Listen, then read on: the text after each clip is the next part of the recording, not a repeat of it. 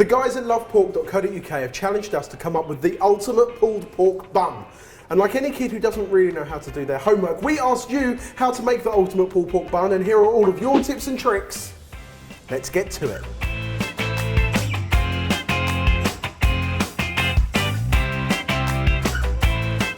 So today we're going to show you how to cook one of your favourites, an Asian pulled pork bun, which is going to be slow cooked, juicy, succulent pork, crispy, crackling, we'll put in the sandwich too, plus a vibrant slaw with lime and sesame. I sing a lot of talking, I'm not a lot of cooking. So basically we're going to start with all the flavours we're going to slow cook our pork in. So to begin with, the sweetness, the fruitiness, it's apple juice. You guys said apple and pork, classic combination. So that's going to go into a saucepan with an equal quantity of water.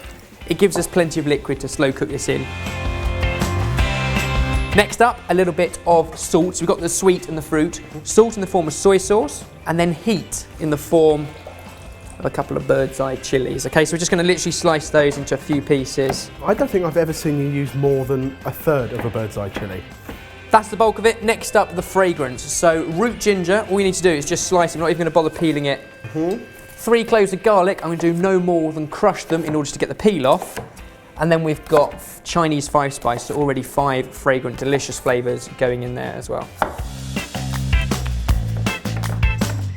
There we go, that's all the flavour there. But next, the hero ingredient itself. So for pulled pork, pork shoulder is the best cut. It's succulent once it's cooked, it's full on flavour, and whether you're buying it from the supermarket or a butcher, it's really good value. And if you are buying it in the UK, there are 2 things to look out for when buying your pork shoulder. Number 1 is the pulled pork sticker, and number 2 is the red tractor mark. Now this is about a 1.6 kilo joint, and it's still got the fat on it. The fat's good because that's going to make the crackling. You said that was what we were looking for. So this has already been scored. If not, sharp knife, just give it a bit of a score, and then the joint goes straight into your pan with all those flavours and give it a mix around. You kind of want to keep that string on, it will just hold everything in place as it cooks. That was so easy. Yep, that is literally it. With the exception of sticking on a lid and popping it into an oven at 150, 160 degrees Celsius for about 4 hours. Sounds like a lot, but it's a long, slow cook and you don't need to sit and watch it. Which gives you the perfect opportunity to have a great lazy weekend. Double 20. 7. Bullseye. Oh mate, good shot.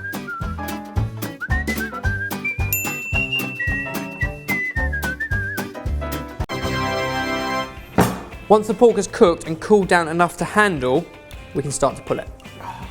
Did you achieve glazing? 7 bullseyes. Didn't lift a finger. And then we're going to take off the pork skin, and that is going to go onto a baking tray and back into the oven, which we've now turned up to 180 degrees Celsius, and cook it until it goes super crispy. In the meantime, all of this pork can be pulled, and it should be so soft that all you need is a couple of forks. It doesn't really need any more than that, but what we are going to do is all of this cooking liquid, we're going to reduce it right down to about a quarter so it's syrupy, and we're going to add a little bit of brown sugar and a little bit of vinegar. So it's got that sweetness and tang with all of that kind of apple, spice and ginger. Now whilst our crackling is crackling and our sauce is reducing, we can't forget, and I mean we can't forget because you actually told us, don't forget, to put some slaw with our pulled pork bun. So we've got a nice crunchy slaw made up of carrot, red cabbage you said was a definite, we've got cucumber and we've got red onion, and we're going to julienne all of them. And if you're not French, julienne means finely sliced into matchsticks.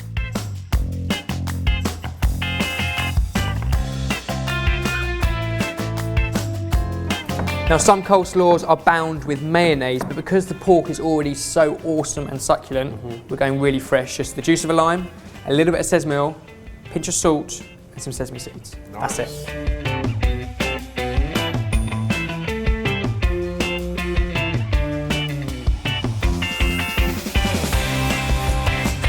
Well, if you've managed to not keep picking at your pulled pork and you've still got some left, it's time to actually finish it off and serve it up. So strain all of that sauce through there just to catch out those chunks of ginger. Finally, we're going to serve our pulled pork in a nice crispy bun. You said the crust is important, but it should also be nice and soft in the middle. So we've gone for these awesome tiger rolls. And then a few shards of crispy crackling.